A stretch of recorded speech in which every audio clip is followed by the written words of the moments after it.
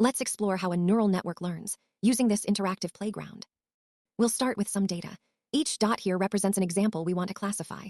The orange points belong to one class, and the blue points belong to another.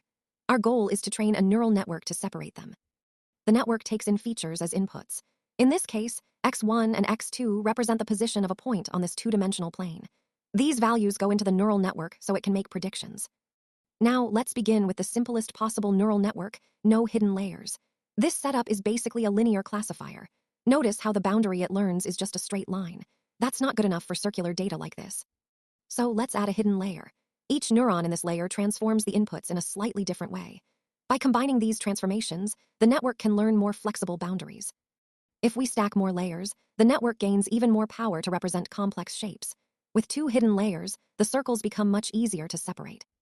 Each neuron also applies an activation function, which introduces nonlinearity. Without activation functions, the network could only ever learn straight lines.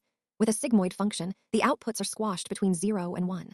With tan, the values go between -1 and 1, giving smoother transitions.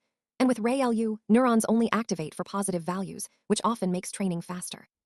Now let's look at the learning rate. This controls how quickly the network adjusts its weights during training.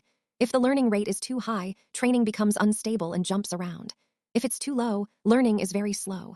We want just the right balance so the network can steadily improve. Another important idea is overfitting. Neural networks can sometimes memorize the training data, but fail on new, unseen examples. This is why we look at both training and test loss. To prevent overfitting, we can use regularization.